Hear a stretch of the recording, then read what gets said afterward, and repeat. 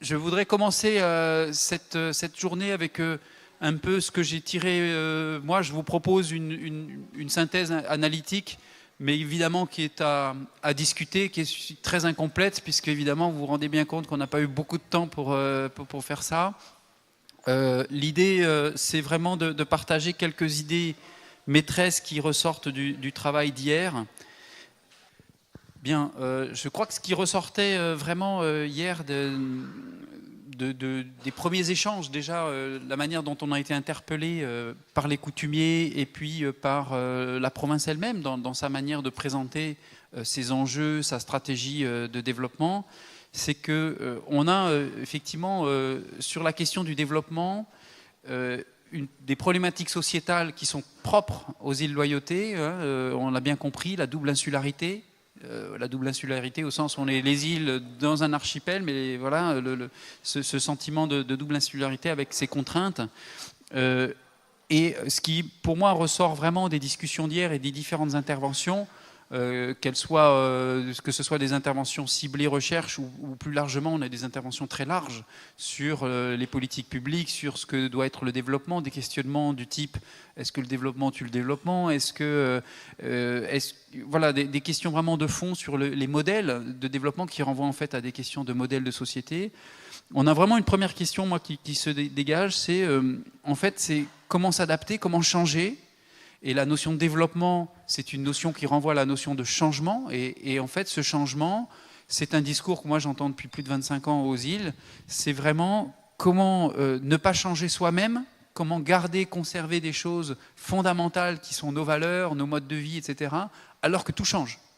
Alors que tout change et qu'on doit s'adapter à tous ces changements et que nous sommes obligés de changer sans changer. Et il y a cette espèce de dualité qui est très difficile à surmonter. Et avec cette idée maîtresse qui ressort de tous les discours, et même on les retrouve dans les groupes de travail, c'est comment rester soi-même dans ce monde en mutation. Et il y a vraiment l'idée qu'on ne doit pas perdre ce qui fait notre spécificité. Vous verrez que ce mot spécificité reviendra dans cette présentation. Et donc on a une tension, il me semble, sur la question du développement, une tension entre une volonté d'un côté de conservation, de préservation, de capitalisation de ce que l'on est, de ce que l'on a, avec toute l'idée de la transmission de ça, de la transmission de l'identité, transmission de son patrimoine, transmission qu'il soit environnemental ou humain. On a cette tension entre finalement un certain conservatisme et de l'autre, une volonté de changement, des questionnements sur l'utilisation du numérique, c'est comment s'adapter à ce monde contemporain, comment embarquer nos jeunes là-dedans, que faire de l'innovation, comment gérer cette innovation, quelles sont les innovations qui nous permettraient de ne pas contredire cette volonté de capitaliser, de préservation et de conservation, et comment dans tout cela, on essaie de prendre en compte notre vision culturelle, ce sont des mots qui sont revenus souvent, une vision culturelle multidimensionnelle et transversale, avec l'idée selon laquelle l'être humain, ici, c'est un être en relation. C'est revenu dans plusieurs débats.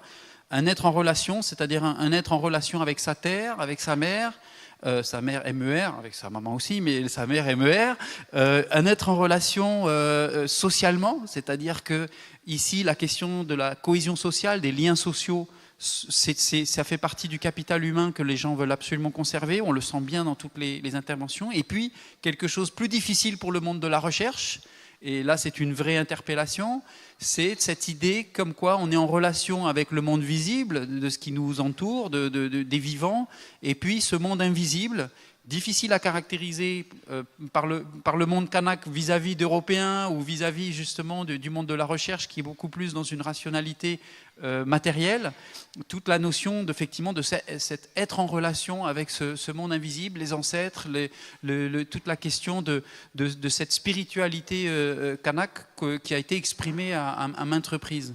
Et donc, et c'est bien ça ce qu'on cherche à conserver, ce qu'on cherche à préserver.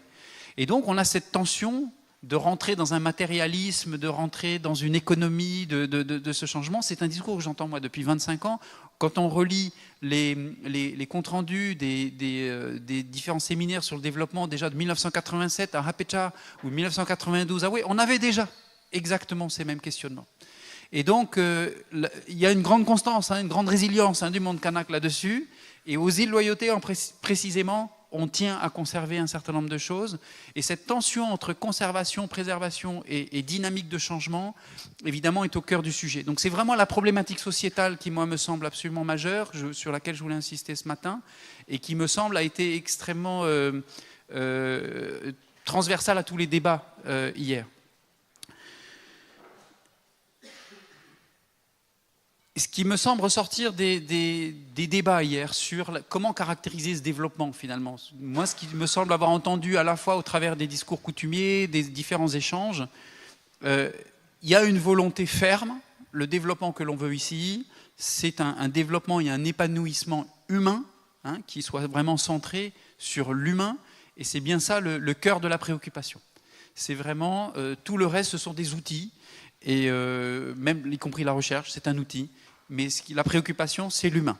C'est l'humain dans toute sa dimension, justement, en relation, comme je l'évoquais précédemment. Le maire évoquait hier, dans son introduction, la question du bon sens. C'est-à-dire que la recherche ou le développement, enfin tout ce dont on parle, il faut revenir aussi à des choses de bon sens et ne pas partir dans des innovations ou des modes de développement ou des modes de fonctionnement qui seraient trop délirants ou qui ne correspondraient pas à cette volonté de préservation de choses fondamentales. Et donc revenir à des choses de bon sens, ça doit guider un petit peu notre manière de penser le développement et la recherche pour ce développement. Alors il me semble aussi qu'au travers même des présentations scientifiques qui ont été faites et des discours, on sent se dégager déjà quelques orientations stratégiques en termes de développement. D'abord la notion de qualité. Que ce soit d'un point de vue strictement économique pour pouvoir se positionner sur des niches économiques, la question de la qualité, elle est revenue dans différentes présentations scientifiques. Essayer de penser un développement à forte valeur ajoutée, c'est probablement une des seules solutions d'être dans des économies de niche, à la fois parce qu'on a parlé de toutes les contraintes qu'il y avait, le coût de production ici, etc.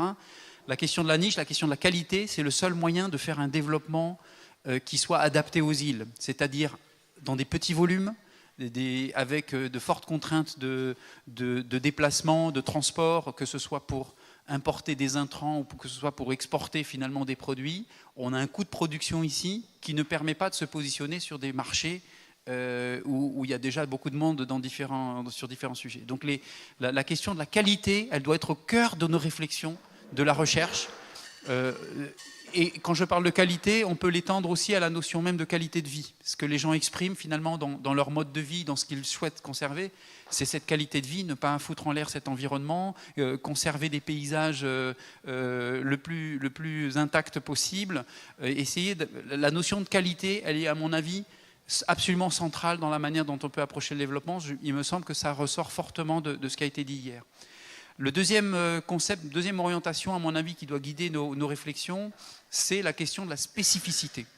La spécificité, c'est à tous les étages. C'est la spécificité, c'est d'abord, on a un peu une culture de la différence. Ça a été dit de manière très humoristique par un de nos partenaires de la province des îles hier, qui disait, mais finalement, on est très différents les uns des autres aux îles, bon, ça nous pose des problèmes, on ne se comprend même pas entre nous, mais le culte de la différence, le fait de toujours garder cette diversité humaine, la diversité des paysages, il y a une spécificité loyaltienne, il y a des spécificités dans chaque chefferie, dans chaque tribu, il y a des spécificités qu'on souhaite conserver, mais la spécificité, elle a été abordée aussi complètement d'un autre point de vue, qui est le point de vue de la recherche, qui est de dire, essayons d'identifier ce qui est vraiment spécifique aux îles et essayons de valoriser en priorité ce qui est spécifique. On l'a vu par exemple l'exemple du santal.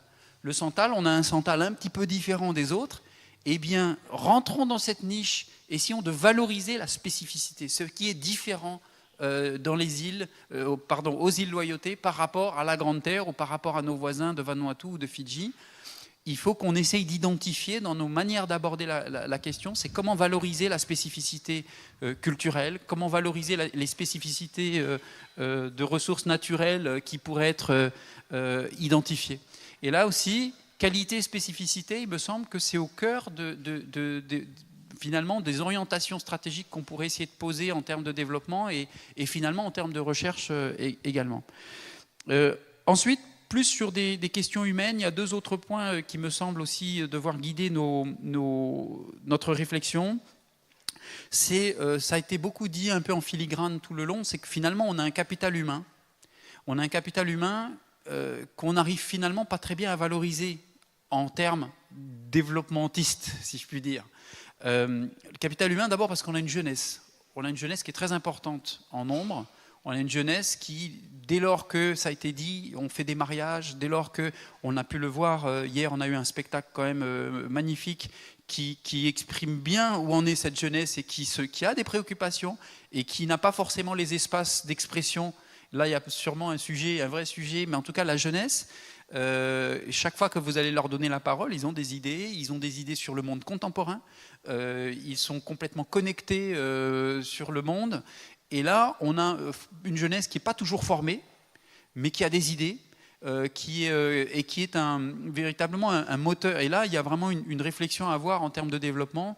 Il y a une capacité ici de mobilisation de la jeunesse qui est assez exceptionnelle parce que, pour l'avoir vécu il y a des années, mais il me semble que ça reste très vivant aux îles, on a une jeunesse qui est très ancrée dans sa société, qui est à la fois très ancrée effectivement dans les codes et dans la hiérarchie de la structure coutumière, etc., mais qui justement est vraiment, lui, pour le coup, en relation. Il est en relation lorsqu'il vit à la tribu avec l'ensemble de son environnement.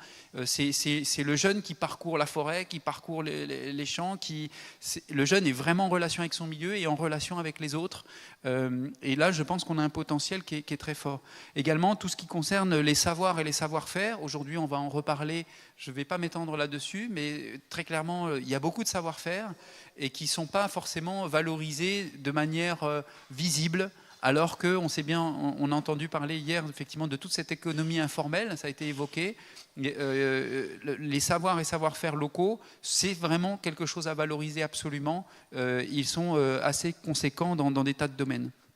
Et puis bien entendu, les liens de solidarité, les liens sociaux, c'est un capital. La cohésion sociale, c'est un capital. Ça a été rappelé par Basile Citré hier matin. C'est un capital qu'il faut absolument arriver à conserver et à valoriser aussi. Un mot sur la pluriactivité. Je sais qu'un groupe de travail, j'y étais pas, mais j'ai pu lire leur compte-rendu hier. La notion de la pluriactivité, c'est quelque chose qui a déjà été abordé depuis très longtemps dans de nombreux pays qui ont subi finalement des mutations de sociétés très rurales vers des sociétés de plus en plus urbanisées. C'est la question finalement de tout le monde rural. La pluriactivité, la manière dont les gens finalement touchent un peu à tout. Ici aux îles Loyauté, on est bâtisseur, on est pêcheur, on est agriculteur, on touche un peu à tout. Et l'héritage administratif, moi je me souviens de cours il y a 30 ans en sociologie rurale, c'était déjà quelque chose qu'on posait dans les cours de sociologie il y a 30 ans. Et j'ai l'impression qu'on n'a pas beaucoup avancé dans nos administrations là-dessus. C'est que la pluriactivité, l'administration, ça ne rentre pas dans les cases. Hein. Le code APE de professionnel, c'est quoi ton métier, quoi. Et le fait d'être pluriactif, on rentre dans aucune case administrative et il n'y a aucune reconnaissance administrative de la pluriactivité. Il faut savoir que toutes les campagnes du monde, dans le monde entier, et la France est passée par là, et dans le Pacifique, y compris chez nos voisins fidjiens par exemple, se posent exactement les mêmes questions. C'est comment reconnaître administrativement, dans nos logiques administratives et dans nos logiques, qu'effectivement, le monsieur là, il est pêcheur, oui mais il est pêcheur quand il y a la bonne lune et quand il y a la bonne marée, mais que les autres jours il est aussi agriculteur, sauf que quand il va toquer à des guichets à la province ou ailleurs, il va soit au service de la pêche, soit il va au truc agriculteur, mais il ne peut pas les voir tous en même temps. Et donc souvent, quand quelqu'un veut développer une petite activité qui elle-même est pluriactive par définition, c'est une impossibilité. Et donc on se retrouve avec une espèce de dualisme dans les îles qui est vous rentrez dans des cases professionnelles et on a effectivement une vision du développement qui est la professionnalisation des gens pour avoir un résultat économique qu'on puisse suivre, etc. Mais du coup, c'est extrêmement sectoriel, et alors que ça ne correspond pas du tout à la manière dont les gens conçoivent leur propre développement et leur propre activité. Et là, on a un vrai sujet. Là, on a un vrai sujet sur l'administration elle-même. Et là, sans doute, il y a des pistes aussi sur la manière dont on aborde la question du développement. On a également parlé de recherche. Et avant de vous parler des grands principes de recherche, suite à quelques discussions, en particulier avec Robert hier soir, on s'est dit, oui, finalement, hier, on n'a pas vraiment défini ce que c'était que la recherche, et que pour un certain nombre de personnes, hier, dans les tables rondes, il y avait une ambiguïté. C'est que les tables rondes ont mis du temps à démarrer parce qu'on nous parlait finalement plus de politique publique que de recherche. Et identifier un besoin de recherche, il fallait passer d'abord peut-être par cette entrée qui était, oui, mais qu'est-ce qui cloche dans nos politiques publiques ? Mais en même temps, probablement, on a failli un peu là-dessus. Alors, je ne prétends pas donner une définition exhaustive, mais peut-être on peut en dire 3 mots. Il faut bien rappeler à l'ensemble de nos partenaires que la recherche, c'est quoi ? C'est une action où on essaie de produire des connaissances scientifiques. Et donc, ça fait appel à des méthodes qui sont effectivement selon un certain nombre de formats. Il y a des méthodes standardisées, plus ou moins, en tout cas qui suivent un certain nombre de codes et de formats scientifiques. Alors ça s'est étendu bien évidemment aux sciences humaines, où c'est probablement moins formel dans sa manière de procéder, mais en tout cas c'est de la production de connaissances. Et ça, je pense qu'il faut qu'on le martèle. C'est sur quoi, quand on réfléchit aux besoins de recherche, c'est sur quoi on a besoin d'actions pour développer nos connaissances. Et les chercheurs, ce qu'ils apportent, c'est les connaissances. Alors ça prend quelle forme ? La mission du chercheur, c'est faire d'abord de la publication, c'est-à-dire publier des articles scientifiques, c'est de faire des bouquins. En fait, il produit du document écrit. Ça, c'est la mission première du chercheur.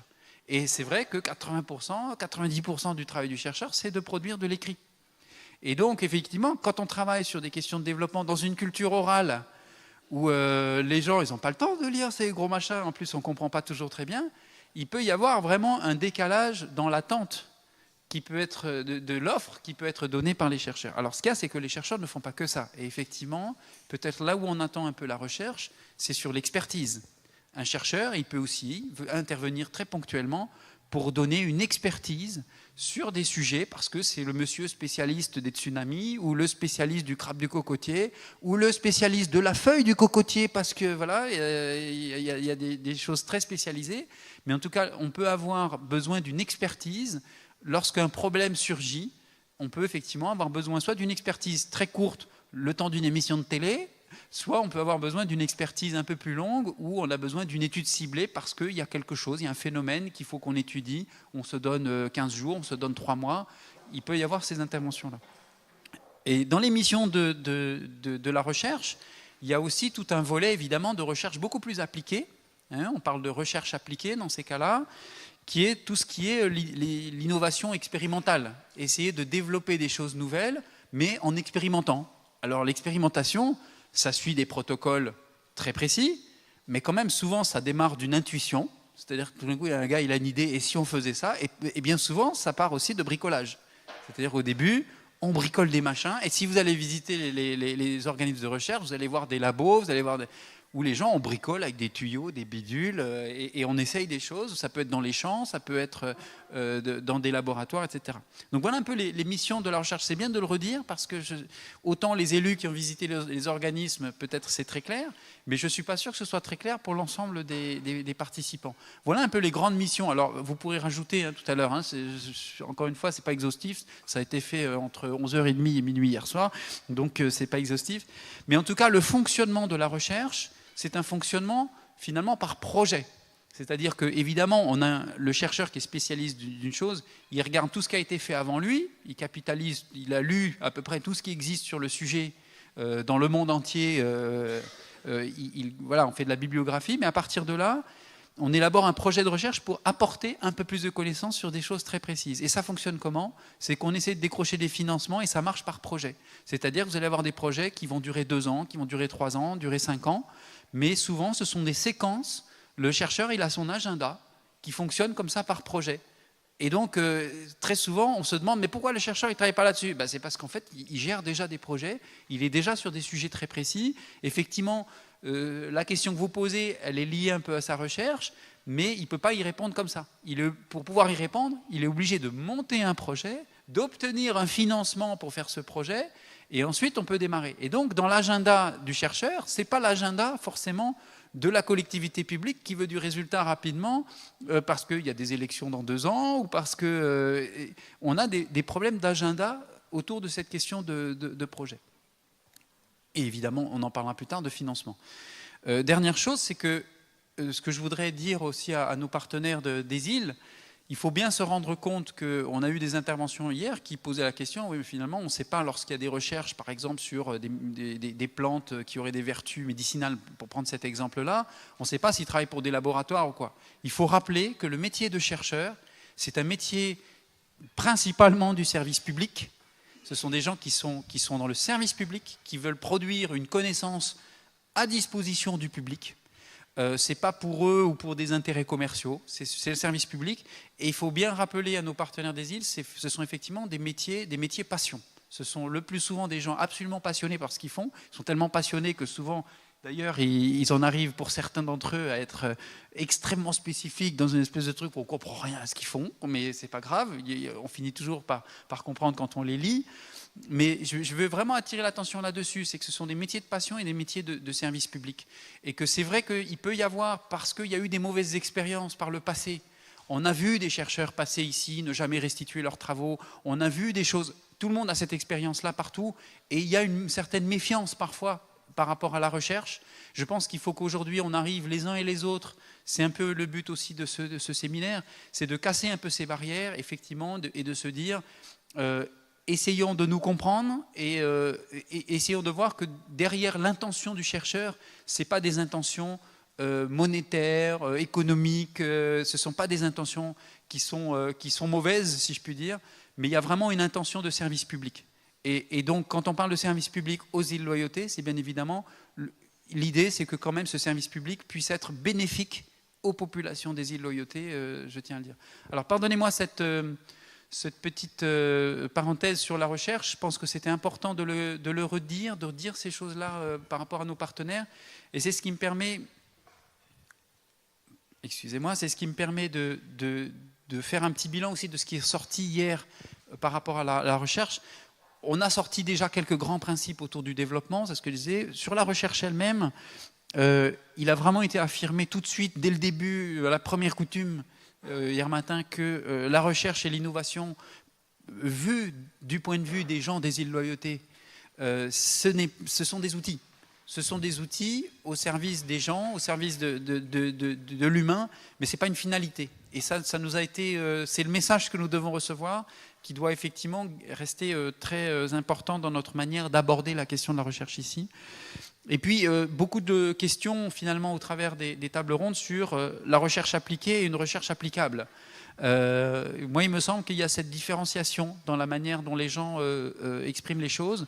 Appliquée au sens, on a besoin, effectivement, on nous a parlé du centre de recherche qui est sur l'IFU, de la plateforme IAC qui est sur Marais, etc. On a déjà une recherche appliquée, c'est-à-dire où on fait de l'expérimentation, où on essaye des choses sur le terrain. Il y a aussi tout le travail de la décale, bien entendu. Donc il y a cette recherche appliquée qui existe. Et l'enjeu, c'est pas simplement de faire de la recherche appliquée, c'est-à-dire avoir des résultats, quand bien même on est sur une petite parcelle et qu'on arrive à des choses. Le problème, c'est qu'elles soient applicables, c'est-à-dire réplicables, diffusables dans la société, qu'elles soient intégrées. Je prends l'exemple de l'avocat, c'est une réussite, l'avocat. L'avocat, au début, c'était une parcelle. Ça a été des essais de différentes variétés, ça a été un long travail de recherche appliquée. Et aujourd'hui, c'est une recherche qui est devenue applicable. Il y a une production d'avocats à Marais. Ça donne un résultat. Et ça il faut toujours qu'on ait ça en tête. Recherche appliquée, c'est la manière dont on le fait. Et la recherche applicable, c'est qu'on veut un résultat au bout de la chaîne. Également, on a été très interpellés par un certain nombre et tant pis si ça bouscule, c'est bien, ça nous fait du bien à tous. On a été interpellés, et ça a été repris dans les groupes de travail, par les uns ou par les autres.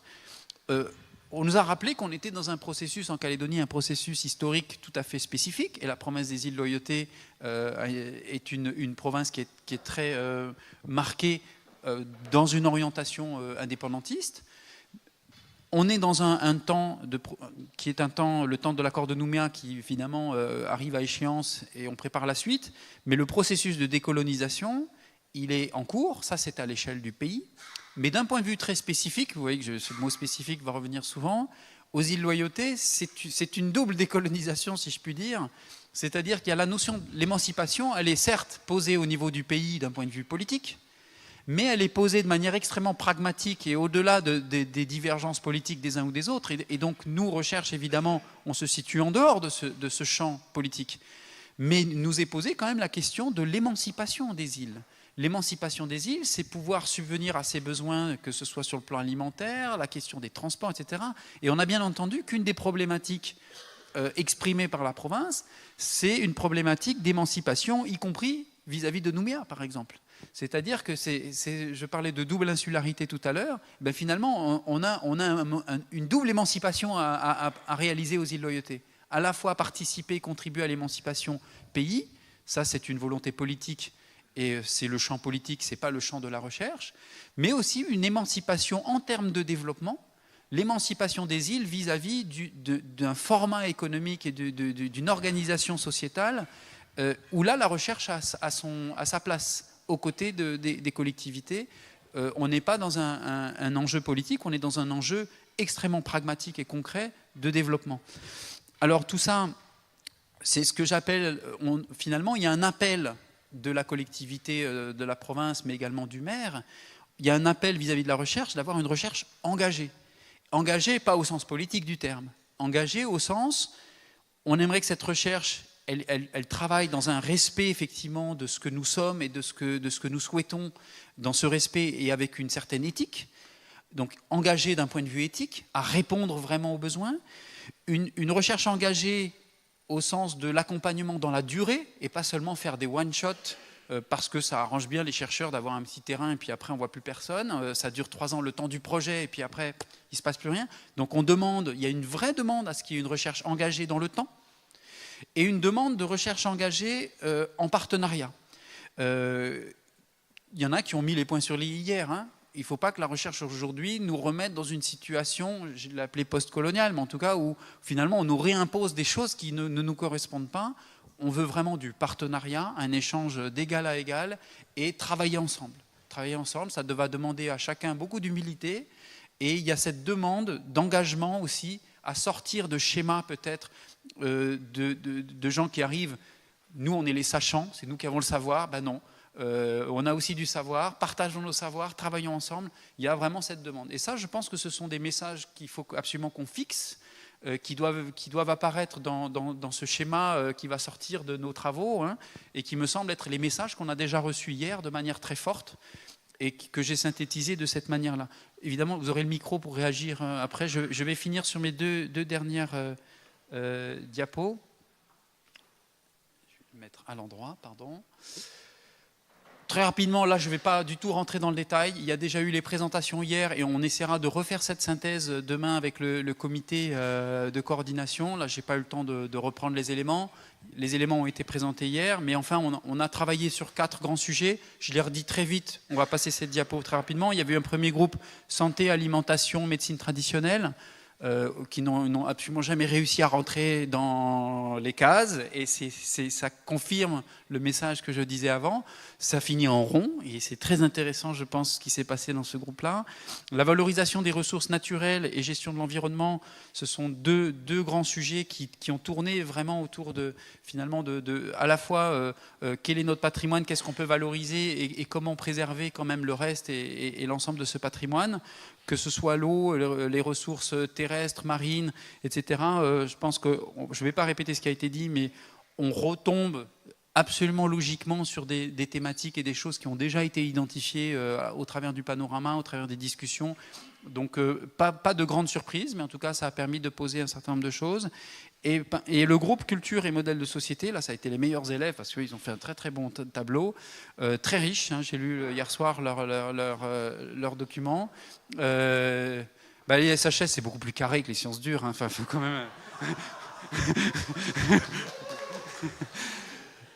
Non, pas de... Les sciences dures, les sciences molles, c'est bon, quoi. Hein. On va pas rentrer là-dedans. Ça, c'est nos petites feintes, là, ça va aller. Non, mais en tout cas, très riche parce que sur le fond, ça a beaucoup alimenté, en fait, cette réflexion générale sur le développement et sur ce que doit être la recherche dans le contexte des îles.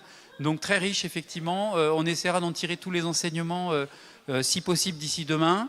Mais en tout cas très riche. Donc malgré la difficulté, le timing qui était trop serré. Désolé, mais ça a été compliqué hier. On s'est pris 1 heure dans la vue dès le matin et on n'a jamais réussi à rattraper. Mais enfin, très riche. Très riche et pourtant, quand même, on a eu quelques enseignements. C'est ma dernière slide. Je suis désolé, c'est un peu long, mais je pense que c'est vraiment important de caler ça. Ces tables rondes, quand même, elles ont eu des difficultés. Ça a patiné un peu au démarrage.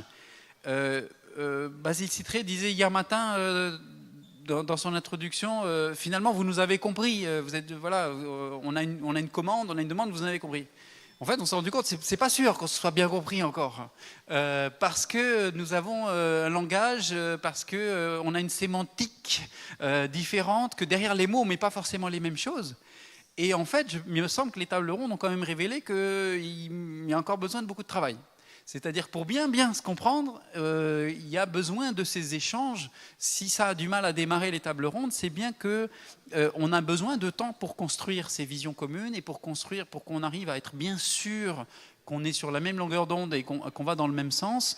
Et pour construire un programme commun, on se rend bien compte qu'en 2 jours ou 3 jours d'atelier, il va y avoir des choses qui vont sortir. On commence à sentir des choses. Mais enfin, si on n'installe pas ce travail dans la durée, il y aura une grande difficulté, à mon avis, à faire une recherche adaptée et qui produise des résultats dans le temps. Donc la question de la durée, on l'a bien senti dans les tables rondes, la compréhension des uns des autres, c'est parfois compliqué. Il y a un risque aussi qui émerge de nos tables rondes, c'est que c'est bien là, tout ça, là, on va mettre plein d'idées, ça va être la liste du Père Noël, et puis il y a ce qu'on va pouvoir faire effectivement derrière. Et ça, je pense que plusieurs d'entre vous ont mis le doigt là-dessus hier. Toute la question de comment on va opérationnaliser, comment on va rendre effectifs les résultats, comment on va le financer, ce sont des sujets qui vont très très vite nous rattraper.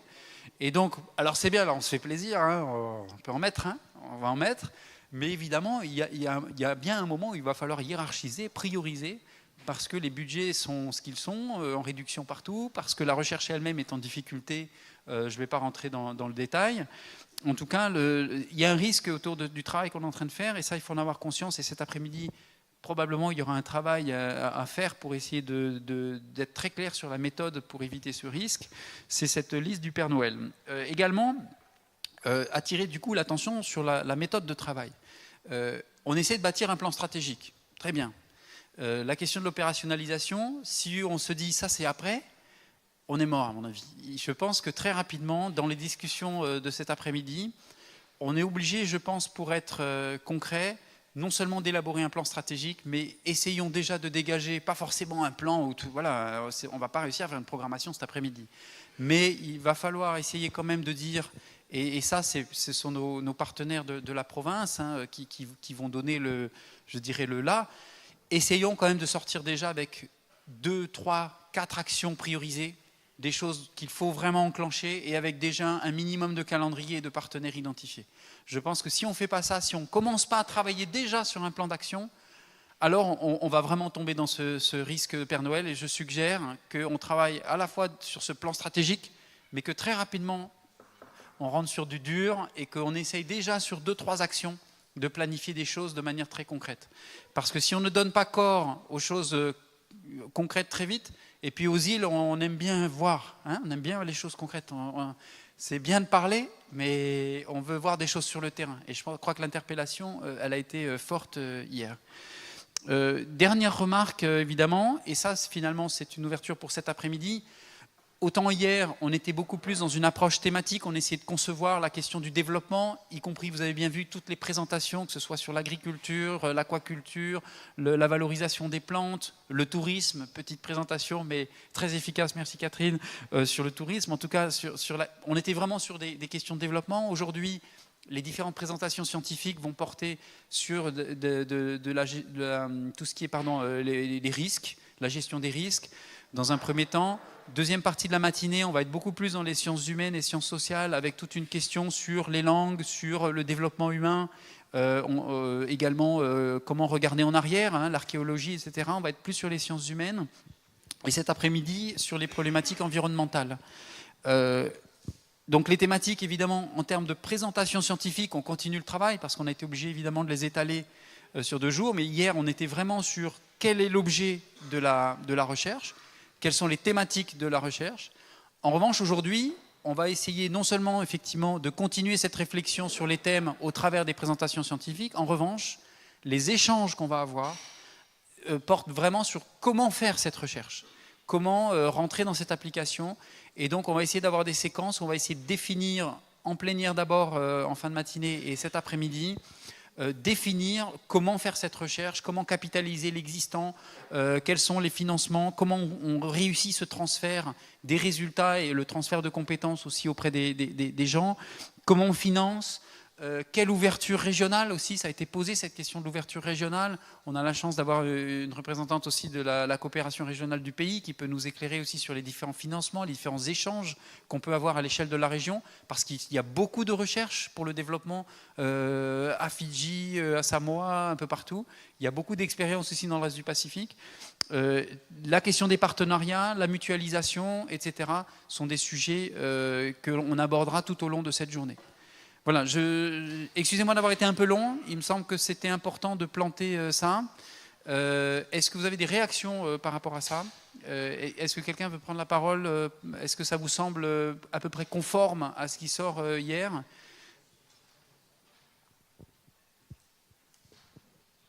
Merci. Oui, je voulais juste effectivement revenir sur la partie recherche et définir tout à fait clair dans l'émission. C'est vrai que la recherche scientifique, au sens large, dans tous les domaines, elle se situe sur une trajectoire temporelle. Lorsque la trajectoire ou l'horizon est très très loin, ça veut dire qu'on va rentrer dans de la recherche fondamentale. Et la recherche fondamentale, je voudrais aussi que le monde institutionnel aussi comprenne que la recherche fondamentale, elle est nécessaire également, parce qu'on peut partir tout de suite sur, je dirais même au-delà de l'application, c'est-à-dire vraiment du transfert. Et tout ça, en fait, se situe sur des échelles. Si nous souhaitons vraiment parler de développement économique, ça veut dire au fait qu'on est plutôt proche d'une recherche finalisée, une recherche prête à être transférée, et il faut se mettre d'accord exactement sur quel registre, sans oublier que la recherche fondamentale d'il y a une dizaine d'années, une quinzaine d'années, c'est ces fruits qui vont aujourd'hui être transférables, et je crois que ce continuum dans les différentes définitions de la recherche, il faut qu'elle soit dans le panel, parce que si on veut pérenniser les liens entre les institutionnels, l'économie et le monde de la recherche, je crois que c'est tout cet ensemble-là qui doit être vu et compris des deux côtés. Et pareil, je dirais que du côté des mondes de la recherche, c'est vrai que parfois aussi on a tendance à rester sur des problématiques liées vraiment à la recherche et à la recherche. Et il faudrait que ce travail, d'ailleurs moi je salue beaucoup le travail qui est fait, parce que c'est vraiment une occasion pour que l'ensemble des acteurs puissent échanger et se mettre d'accord sur les préoccupations des uns et des autres et se raccorder sur ce que l'on veut faire. Et je réinsiste sur le fait que c'est vraiment un continuum qui se place dans le temps, et que la recherche est là aussi non pas rester sur une phase de recherche écartée de la société, mais on est en plein cœur de la société, et comme de toute façon je l'ai dit hier, on est là pour accompagner les institutionnels et le monde économique.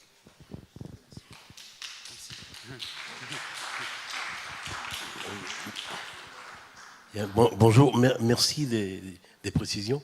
Et si je peux comprendre, pour faire la relation entre ce qui vient d'être dit concernant la recherche et les attentes des politiques, eh bien, si une collectivité publique, une commune ou la province des îles, fait appel à la recherche, ça veut dire qu'on a quelque chose à y gagner à la fin. Si on ne fait pas appel à la recherche, ça doit suffire dans des cadres des programmes, des études qu'on met. Mais dès lors que la collectivité, comme vous venez de donner une approche globale, hein, production de connaissances et recherche appliquée. Ça veut dire que si la province fait appel à la recherche, c'est qu'on a quelque chose à y gagner. Je pense qu'on peut effectivement le dire comme ceci. Maintenant, je voulais revenir, merci du résumé, hein, qui reflète bien les différents débats qui ont eu lieu. Ça a été bien, la synthèse qui est présentée ici, elle est formidable. J'ai deux petites choses, hein, dans la réflexion générale. C'est le développement comme dans la première diapo, développement comme épanouissement humain. Mais là aussi, c'est une finalité. Hein, parce qu'il faut toujours viser, effectivement, la cohésion, l'épanouissement. Mais nous, enfin, le contexte des îles, le contexte culturel, veut que lorsqu'on s'inscrit dans le développement, l'identité, elle va avec, est incontournable. Et l'identité, c'est le présent, c'est le développement avec l'identité. Voilà, c'est l'identité qui dicte le développement d'une manière générale ou le développement durable en particulier. Mais après, ça vise l'épanouissement humain. Mais elle est au cœur. On le fait, d'ailleurs, c'est comme ça qu'on construit le code de l'environnement de la Pointe des Îles. Hein, c'est à chaque fois des sujets posés, mais à chaque fois avec, le partage des autorités coutumières, la participation de la société civile, etc. Donc, voilà. Ça c'est par rapport à le premier thème, là. Et l'autre qui est aussi important, parce que ça a été dit, c'est le fait, et c'est bien de redéfinir les choses comme ça, c'est bien de bien donner un cadre précis quand on parle de pluriactivité, voilà, ou alors d'économie informelle, et on veut que cette économie-là soit transformée en économie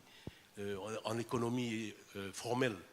Mais c'est pas ça notre souci. C'est laisser tel quel. C'est aussi une dynamique. Voilà. C'est pareil que la pluriactivité. Est-ce qu'il faut traduire dans un code du travail ces formes d'activité-là? Vous venez de dire que ça fait plus de 30 ans que ce genre de pluriactivité existe, hein, dans des villages, voilà. Donc, c'est des situations de fait et on fait avec, quoi. Voilà, merci. Oui, alors merci pour la présentation, elle était très bien. Elle brosse quand même pas mal de sujets.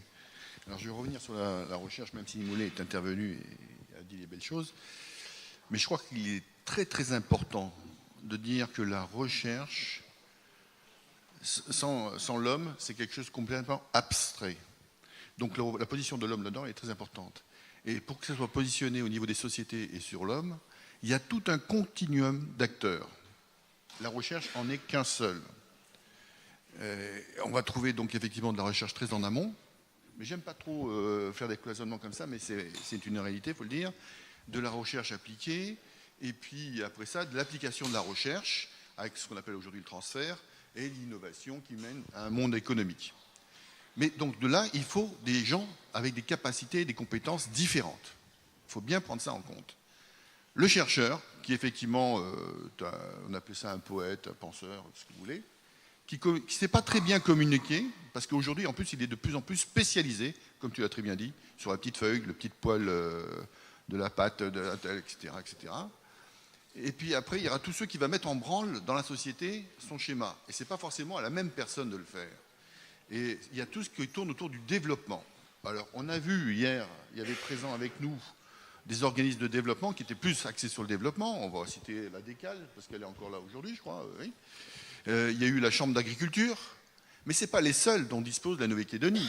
Il y a une petite dizaine d'organismes qui tournent autour de ces sujets. Et malheureusement, ils ne sont pas tous là aujourd'hui. Mais ce n'était pas le thème non plus, hein, parce que le thème, c'est quelle recherche pour le développement. Donc il y a un manque un peu dans ce séminaire qui sont les partenaires de ce développement. Et ça va jusqu'aux services techniques, que ce soit ceux des provinces, des communes, partout. Et chacun, avec ses compétences, va décortiquer en fait et analyser les produits de la recherche pour en faire des produits économiques et sociétaux, qui seront, eux, assimilables. Et si on ne s'approprie pas ces projets-là, ces résultats-là, la recherche ne peut pas se nourrir dans la boucle, parce qu'effectivement, le chercheur va se nourrir aussi de l'impact. Et aujourd'hui, on parle beaucoup depuis 2 ou 3 ans de l'impact de la recherche au niveau international, et la France est bien placée là-dessus, surtout avec les organismes qui travaillent un peu partout, comme le CIRAD ou l'IRD, où on fait aujourd'hui des cultures d'impact. Et l'impact, il ne se mesure pas le lendemain du résultat. L'impact, il se mesure 20 ans après. Alors, comme tu as passé le message sur l'avocat, mais ça pourrait être pour les volailles aussi. Les volailles, il n'y en avait pas ici, ça a été introduit aussi. Ça aussi, c'est un projet de développement qui était mené par des organismes de recherche de l'époque. C'est aujourd'hui qu'on aurait aimé revenir sur ces résultats, d'où le retour sur investissement qu'on avait un peu demandé par rapport au panorama de la recherche, et dire qu'est-ce qui en a été produit, quelles sont les réussites et pourquoi, pour voir le chemin qu'il faut faire. Le chercheur ne porte pas toute la responsabilité. La responsabilité, elle est forcément sociétale à ce niveau-là. C'est les sociétés qui vont faire avancer la chose. Et il faut savoir se l'approprier pour que le chercheur puisse après, les organismes de recherche, donc les gestionnaires de la recherche, puissent après revenir sur cette culture d'impact. C'est très important. Et donc, quand on voit tout ce qu'il faut pour arriver à déboucher quelque chose qui soit assimilé au niveau des sociétés, on ne peut plus dire qu'il y a une recherche colonisatrice. C'est pas vrai. La recherche n'est pas un didacte. Elle donne des idées et pensées, et après, c'est le développement qui fait qu'on le subit plus ou moins bien. Mais si on le subit plus ou moins bien, c'est parce qu'il a été plus ou moins bien présenté, assimilé. Comme ça a été dit par Basile, c'est au profit de tous. Donc si c'est au profit de tous, tout le monde doit pouvoir l'assimiler. Ça, c'est un point essentiel, je crois qu'il faut bien donner. Et donc, il faudra aussi peut-être faire les assises du développement, ou je ne sais pas quoi, économique, comme vous voudrez. Mais je vais revenir sur un autre point qui est très important, que tu as souligné ce matin. Je m'excuse d'être un peu lent. Mais très intéressant, c'est la jeunesse. Et je suis tout à fait d'accord avec ce que tu as dit. Alors, pour la recherche, je vais vous dire, moi j'ai l'habitude de dire, je reviens sur une idée, que la recherche est au développement ce que l'éthique est à la déontologie. La recherche est en avant et le développement fait le reste. Alors pour ceux qui... Je vais prendre un autre parallèle plus facile. Tout le monde ici, nous avons des montres. La plupart des montres que nous avons sont à quartz. Vous savez, il y a une pile, et puis... il y a des chercheurs qui ont d'abord travaillé sur la pulsation du quartz pour qu'un jour, quelqu'un fasse le développement de la montre. Vous voyez ? Donc, le mec qui a travaillé sur le quartz, personne ne comprenait rien. Mais ceux qui a fabriqué la montre derrière, ça, tout le monde a compris, il s'en sert aujourd'hui. Et pareil pour la radiation avec Marie Curie et autres, c'est pareil. Bon, pour la jeunesse, il y a effectivement aujourd'hui deux modes de société qui se confrontent. Mais ce n'est pas qu'ici. La France, les confitis de l'Empire, comme on dit, donc l'ancien, nous permet, c'est un vrai laboratoire au niveau sociétal, je veux dire. Il n'y a pas qu'en Nouvelle-Calédonie, on retrouve ces 2 modes de communauté qui s'affrontent. Un mode à l'occidental, pour faire un schéma brutal, puis un monde plutôt traditionnel. Vous allez en Guyane, vous avez les Amérindiens d'un côté, qu'on a un peu parqués aussi, pareil, c'est un peu lamentable, mais c'est comme ça. Et puis vous avez la fusée. Donc vous avez les 2 extrêmes là aussi. Et puis par toutes les anciennes colonies françaises, on a travaillé un peu comme ça, quoi. Donc au niveau... Là, il y a vraiment un choc culturel et il faut vraiment aussi travailler énormément là-dessus. Et là, c'est plutôt les sciences... Qu'est-ce qu'il a dit, dur tout à l'heure? Ou carré Non, carré, les choses carrées, qui doivent faire le grand pas. Et c'est très important là-dessus parce que accepter l'autre et partager, comme ça a été dit aussi par Basile et par d'autres, c'est admettre d'évoluer, de coévoluer ensemble. Alors, ce qui veut dire que nos traditions profondes, très ancrées, nos visions de la chose, il faut reformuler les périmètres. Le périmètre existant aujourd'hui sur les traditions, sur le vécu traditionnel et tout ça, doit être reformulé, sinon ça va être un bloc, ça ne peut pas marcher. Puisque chacun va évoluer, et si chacun accepte de l'autre de gagner, ça va marcher, ça marchera, sinon ça ne marchera pas. Et je prendrai un exemple très important là-dessus, c'est au niveau des jeunes justement, et de la musique. Regardez votre musique traditionnelle comme elle était hier, et ce qu'elle est aujourd'hui. Les jeunes ont su s'ancrer dans le monde du partage et dans le monde de la musique moderne, tout en gardant un timbre musical qui est propre, caractéristique de ce qui se passe. Spécifique, pour reprendre un mot effectivement qui est employé. Donc c'est très intéressant. Et pour moi, c'est une part de sagesse aussi, de la part des jeunes. Et donc cette part de sagesse, elle est bien portée par les jeunes, ce qui bouscule profondément les sociétés, parce que le sage qui était celui qui avait la connaissance, le recul pour pouvoir juger et tout ça, était dans toutes les sociétés, pas qu'ici, même en France avant, très conservateur, et c'était détenu par les plus âgés. Il faut admettre que dans nos sociétés, on a plus de start-up que d'autres choses. Les jeunes sont bien plus à même de porter aussi un pan de sagesse, et il faut savoir les écouter et prendre l'image sur eux pour évoluer. Voilà. Bien, merci pour ce temps d'échange. Je vous propose vraiment qu'on attaque maintenant les séquences. On va revenir là-dessus. Du coup, on a empiété sur la séquence de fin de matinée, mais on a déjà répondu un petit peu à certaines questions.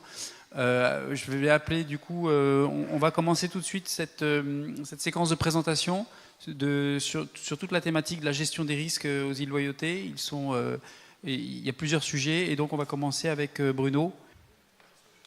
Bon, pendant qu'il projette, donc, pour ceux qui ne me connaissent pas encore, donc Bruno Fogliani, je suis directeur adjoint à l'Institut agronomique néo-calédonien et je fais de la recherche sur la restauration écologique. Et le sujet d'aujourd'hui, ça sera de vous présenter en quoi la restauration des carrières de sable et des carrières de calcaire, qu'on appelle également les carrières de Racha, est une opportunité pour la province des îles Loyauté, mais également un élément important. Alors, pourquoi ? Eh bien, tout simplement parce que ces carrières, elles ont fait l'objet depuis maintenant plus de 2 ans, d'une réflexion de la province des îles pour mettre en place des règles concernant leur exploitation, que ce soit pour les anciennes carrières, mais également pour les nouvelles.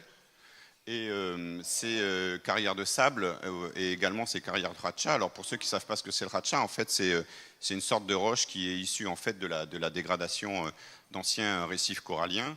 Eh bien ces carrières en fait elles sont exploitées puisque que ce soit le Racha ou le sable, ils sont utilisés à la fois pour les constructions et pour la réalisation de routes.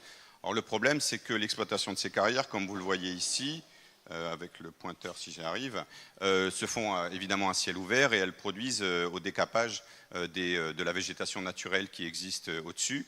Et par ailleurs, l'impact également se fait puisqu'il y a un creusement qui est réalisé pour ces carrières qui sont exploitées et on se rapproche de la lentille d'eau douce et on risque bien évidemment des risques de pollution de cette lentille. Donc par rapport à cette problématique, on a été approché par la province des îles Loyauté pour réaliser un travail afin de voir comment il était envisageable de revégétaliser ou de restaurer ces carrières de Racha. Alors évidemment, fort de l'expérience que l'on a essentiellement sur la Grande Terre, sur la restauration des milieux miniers, qui est illustré ici, on a développé une première étude sur l'île de Lifou avec l'objectif dans le futur de l'étendre aux autres îles Loyauté. Et on a travaillé sur 2 sites différents de par la composition du sol qui se trouve sur ces sites, puisque sur le premier, on a un sol de type brun calcaire, qui est représenté ici en jaune sur la carte, et pour le deuxième site, on a un sol de type ferralitique qui est ici représenté en rose. Et en fait, ces 2 sites, qui sont le site de Pinip et le site de Nachaom, ont été étudiés puisque l'objectif était d'identifier des espèces candidates pour la restauration qui pouvaient se développer sur les 2 types de sols, évidemment dans le cadre d'une production potentielle de ces espèces. Alors pour vous donner, je ne vais pas rentrer dans le détail puisque là on est dans des noms latins, etc. C'est très compliqué, mais juste pour vous montrer la liste des espèces qui ont pu être identifiées sur ces 2 sites, ici sur le site de Pinip, et ici sur le site de Nachaom, vous voyez qu'il y a énormément d'espèces qui sont identifiées. Alors ce qu'il faut retenir essentiellement pour être assez pragmatique, c'est que sur ces sites, on a mis en évidence la présence d'espèces dites pionnières. Donc ce sont des espèces qui vont être les premières à s'installer après la dégradation du milieu et qui sont les premières à reconstituer la succession écologique, c'est-à-dire la succession de plantes qui vont permettre de revenir à la forêt initiale. Donc on a pu identifier ces espèces pionnières. Alors pour ceux qui ont l'habitude de se promener sur Lifou, ils doivent les reconnaître. Alors je suis désolé, je ne donnerai pas les noms vernaculaires parce que je ne suis pas sûr que mon accent soit très bon. Mais donc du coup, en latin, donc le Scaevola ici, Sericea, et le Melochia odorata en particulier, sont deux espèces qui ont été identifiées comme des très très bons candidats pour la restauration des carrières de Khatcha. On a pu également identifier la présence d'espèces dites préforestières, c'est-à-dire des espèces qui ne sont pas des pionnières, qui arrivent dans un deuxième temps, mais qui par contre sont quand même capables de supporter des conditions un peu plus difficiles que dans le cadre forestier qui est assez humide. Ces espèces qui sont capables de supporter de fortes insolations, mais qui en même temps permettent d'accélérer la succession qui va permettre de revenir à la forêt d'origine. Donc cette identification de ces espèces s'est poursuivie ensuite par un travail sur l'étude de leurs graines, puisque l'objectif c'est évidemment de les produire pour les utiliser dans la restauration. Et le travail est un travail fondamental. On regarde la caractéristique de ces graines, on regarde si elles ont des problèmes de dormance, c'est-à-dire si elles ont des difficultés à germer. Et à partir de là, on cherche à trouver des solutions pour améliorer cette germination. Alors juste un exemple ici avec justement encore l'espèce Scaevola sericea. On a pu montrer qu'en utilisant une hormone de croissance, on arrivait à optimiser le temps de germination de ces graines en réduisant le temps à 17 jours au lieu de 40 et en optimisant également le taux maximum de germination. Donc c'est un intérêt important évidemment dans un développement économique puisque si vous devez produire et vous produisez plus vite et de meilleure façon, eh bien évidemment ces résultats sont importants. Autre travail sur lequel on a développé des activités, c'est l'utilisation du topsoil. En fait, le topsoil, c'est le sol de surface que l'on retrouve dans le milieu qui, en fait, contient la banque de graines qui est issue de la végétation alentour. Donc, on a récupéré du topsoil dans différents endroits de la carrière, dans la partie interne, dans la partie intermédiaire et en lisière forestière. On l'a mis à germer en conditions semi-contrôlées pour regarder ce qui sortait de ce topsoil et pour voir si on pouvait l'utiliser. Là aussi, les résultats, très simplement, le topsoil est très riche puisqu'on a près de 18 espèces qui sont apparues sur ce topsoil. La seule difficulté, c'est que la plupart de ces espèces sont des espèces grégaires, c'est-à-dire des espèces qui sont dominantes sur d'autres espèces, donc elles vont donner des végétations monospécifiques. Et puis, il y a beaucoup d'espèces envahissantes, contrairement à ce qu'on peut retrouver sur milieu minier. Donc le topsoil est utilisable parce qu'il donne également des espèces de type ligneuse forestière et des espèces pionnières, mais par contre, il va y avoir une gestion des espèces envahissantes à développer par derrière. Donc voilà, pour finir, sur la dernière diapositive, les préconisations par rapport à ces travaux. Il nous paraît maintenant essentiel de passer à une phase de terrain, c'est-à-dire à lancer des essais avec, dès la première année, l'utilisation de topsoil pour en réaliser des tests à une échelle plus grande.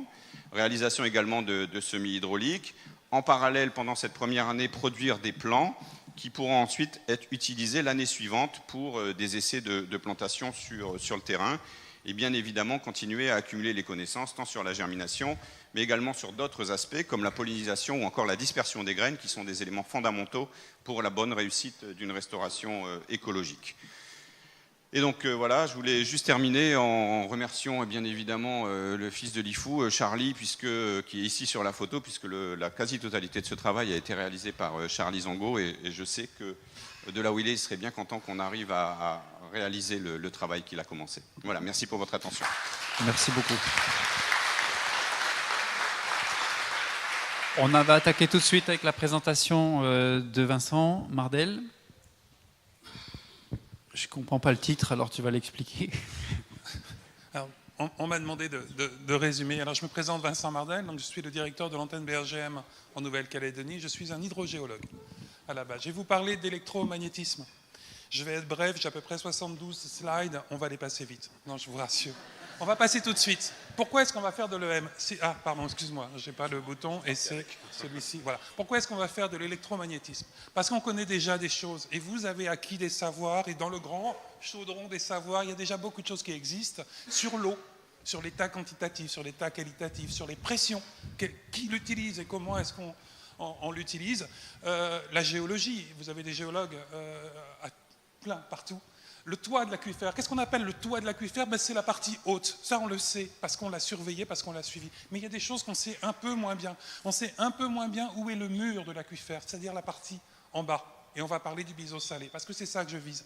On va aussi essayer de mieux comprendre la géométrie de la nappe, quelle forme elle a, parce que c'est la forme aussi qui guide la fonction, la géométrie donc du réservoir. Et on va parler de biseau salé et de vulnérabilité, mais je laisserai la parole aux spécialistes ensuite.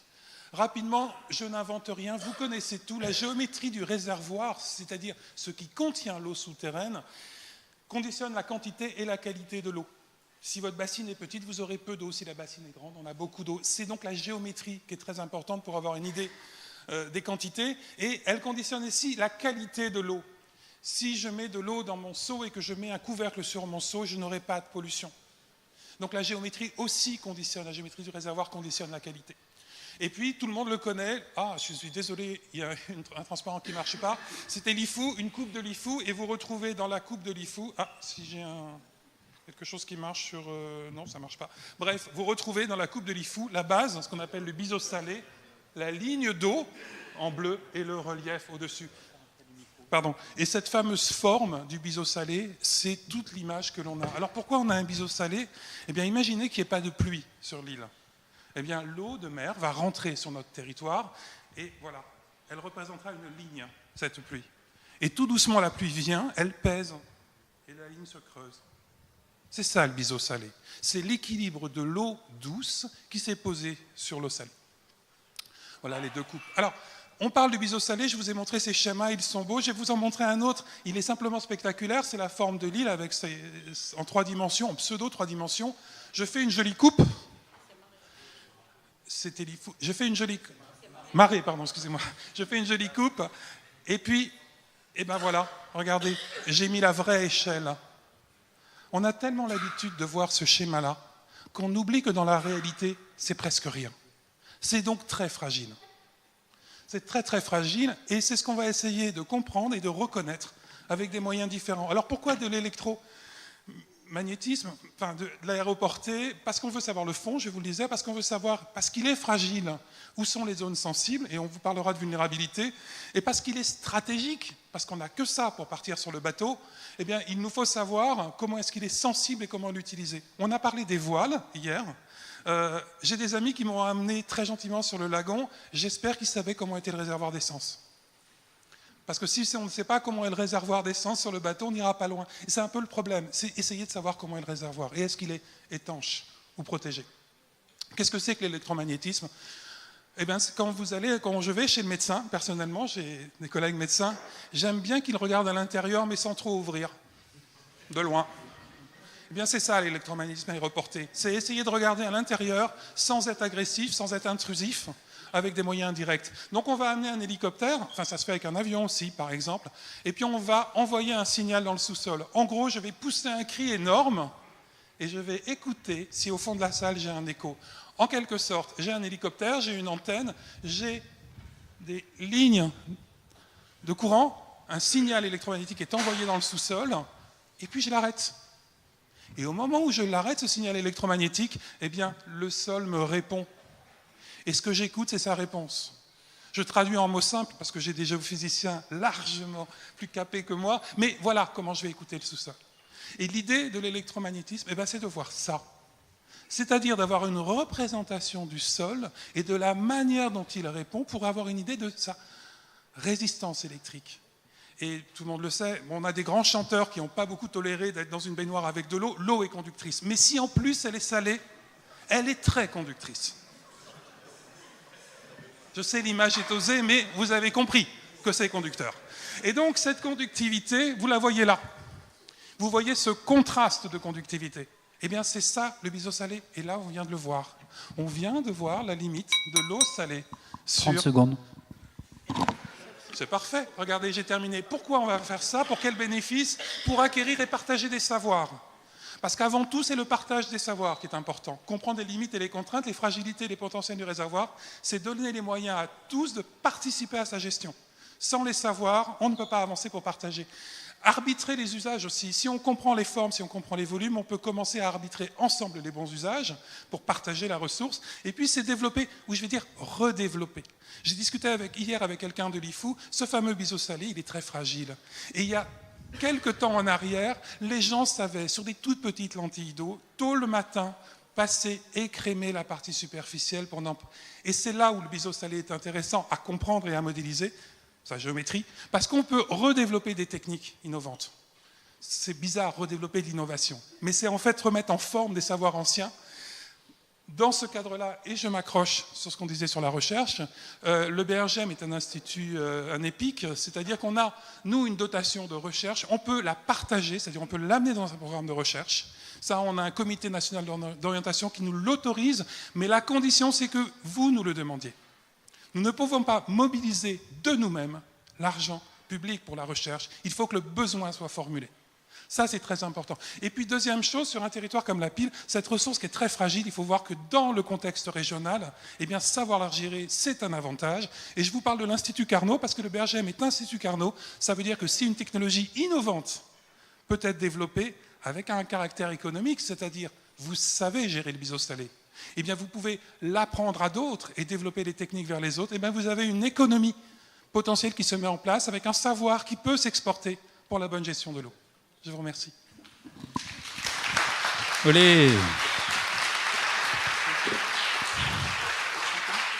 Tu veux bien donner des cours à tous les chercheurs là pour les présentations, s'il te plaît? On va organiser un séminaire. Voilà, c'est exactement ce qu'on attend. Merci beaucoup. En tout cas, tu as rendu ça tout à fait intelligible. Merci. On passe ensuite. Je sais pas où on en est en fait. Je suis paumé. Okay. Je t'explique, on avait 2 présentations sur l'eau à venir et je prends juste 5 minutes de la présentation de Julie Jeanpère qui va être sur la vulnérabilité. C'est ça, parce que je trouvais que Julie avait beaucoup changé.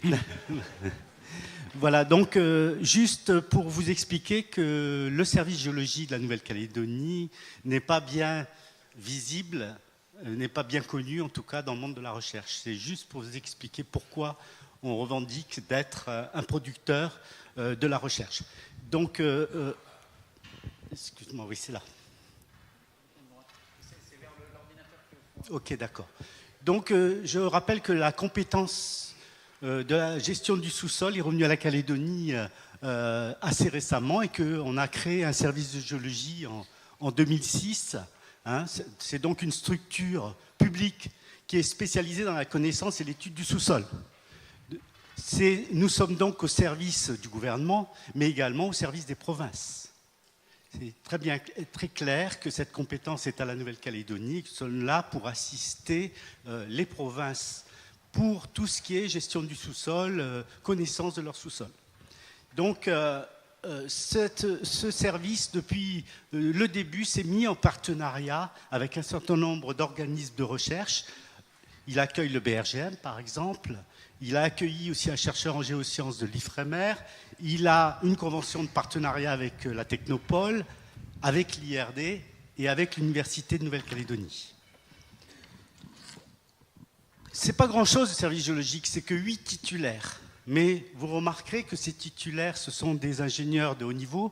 La plupart sont docteurs, 4 sont docteurs. Il y en a un dernier qui est doctorant. Nous avons également une géomaticienne, c'est-à-dire quelqu'un qui s'occupe des bases de données géoréférencées pour la Nouvelle-Calédonie, les cartes géologiques par exemple, un technicien et une assistante administrative. Un prestataire qui est la mémoire géologique de la Nouvelle-Calédonie, qui s'appelle Pierre Morisot, qui est l'ancien directeur régional du BRGM en Nouvelle-Calédonie, et aussi 8 personnes en accueil, 8 et qui ont des compétences en recherche, puisque nous avons 2 docteurs, 2 docteurs en postdoc qui sont chez nous, un de la Technopole et un de l'IFREMER. Nous avons 2 doctorants, un financé aussi par la Technopole et un par le BRGM et l'université. Un docteur en géologie qui est en poste en accueil chez nous, qui est de la Technopole sur les ressources minérales de la zone économique. Et enfin, un ingénieur représentant du BRGM en Nouvelle-Calédonie, Vincent, que vous venez d'écouter, un maître de conférence qu'on accueille régulièrement dans nos locaux de l'UNC, et un directeur de recherche de l'IRD dans le domaine de l'hydrogéologie à venir. Donc il devrait être en accueil chez nous bientôt. Voilà. Alors quelles sont les thématiques qui font appel à la recherche ou qui peuvent être considérées comme des thématiques de recherche traitées par le service? C'est bien entendu le régolithe, c'est les latérites, là tout le monde connaît, c'est l'altération sur les massifs de péridotite, c'est là où il y a la ressource principale de la Calédonie, le nickel, donc c'est forcément, on travaille dessus. Il y a l'amiante environnementale qui est une problématique très importante pour la Nouvelle-Calédonie. Fort heureusement, les loyautés sont épargnées par cette problématique de l'amiante. les matériaux, je vais y revenir, la géologie marine, les problèmes de gestion du littoral, d'érosion, etc. Et enfin, l'hydrogéologie, mais ça sera traité plus tard. Le régolithe, je passe vite, c'est donc, on fait de la cartographie des formations superficielles, parce que c'est là qu'il y a le nickel, il y a un grand intérêt économique, bien entendu, mais également, le géologue qui est en charge de cette thématique-là travaille sur les autres ressources minérales minières, donc pourquoi pas éventuellement travailler à votre demande sur une évaluation des gisements de phosphate et de leur impact, l'impact de cette exploitation pour vous, pour les îles.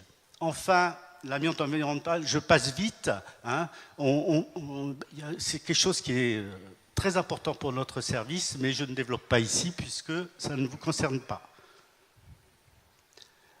Sur les matériaux, on travaille à l'inventaire, on travaille sur le problème de l'amiante dans les carrières, on travaille à la mise en place d'un schéma directeur des carrières, on a travaillé sur la localisation de toutes les carrières sur la carte de géologique de l'IFU qui a été refaite dans les années 2000, donc vous avez une carte géologique à peu près, disons, actualisée.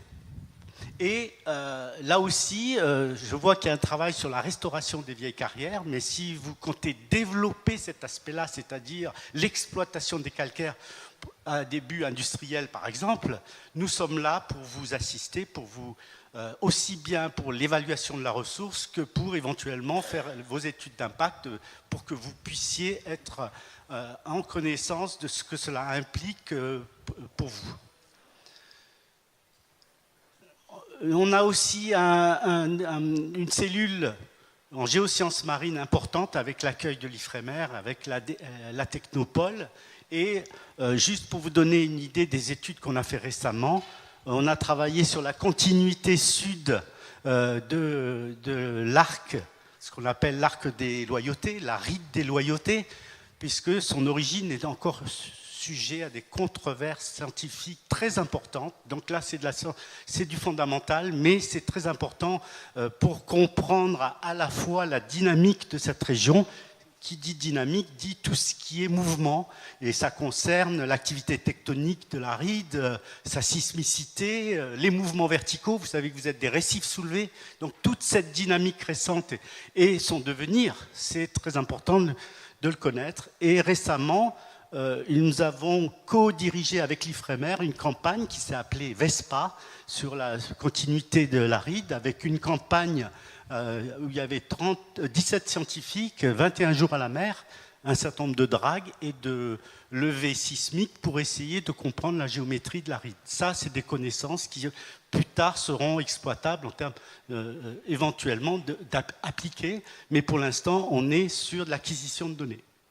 On travaille aussi sur le littoral, et surtout sur le littoral, on assure la gestion, l'animation de l'Observatoire du littoral. L'Observatoire, c'est une structure informelle, c'est un réseau de tous les acteurs qui travaillent sur le littoral en Calédonie, aussi bien les institutionnels, les services techniques des provinces, du gouvernement, que le CHOM, que les organismes de recherche. Et tous ces gens-là mutualisent et on s'occupe de gérer les bases de données, etc. Donc, dans le cadre d'Oblique, parallèlement à Oblique, le service, en coopération avec le BRGM, réalise un certain nombre d'études sur la typologie des côtes, sur la vulnérabilité des côtes par rapport aux facteurs anthropiques et autres.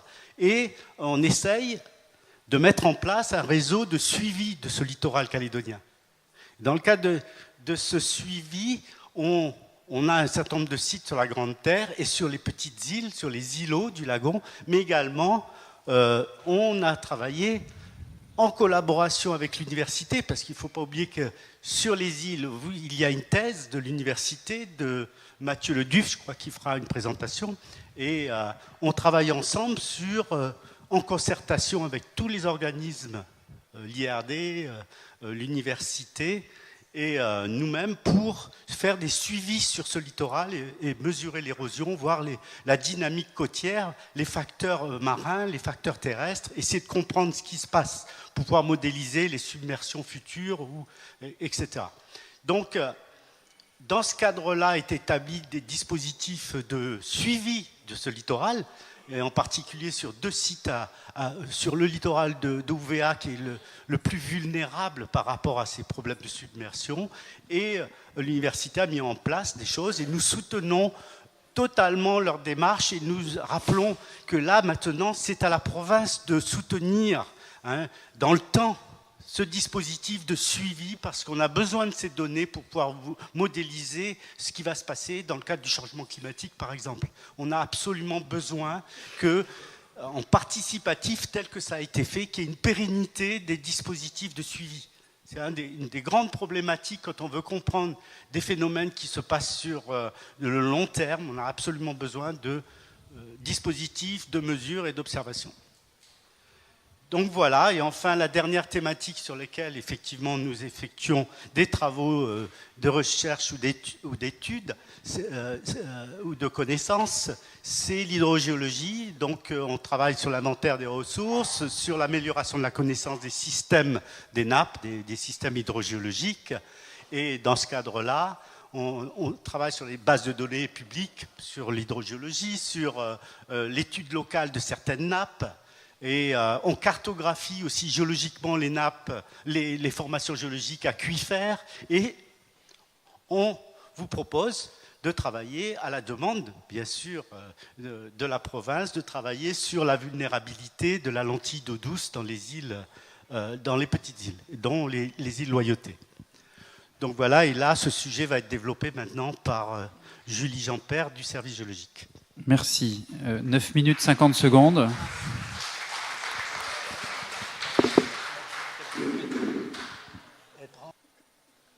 Bonjour, donc je vais en fait, donc il y avait deux abstracts qui étaient proposés sur la vulnérabilité des aquifères et je vais présenter en fait conjointement pour ces deux sujets avec un volet sur les sciences humaines et sociales. Donc je représente, comme vous allez le voir, une équipe pluridisciplinaire qui intègre donc le service géologique auquel j'appartiens, l'IRD, le BRGM et l'IAC CIRAD.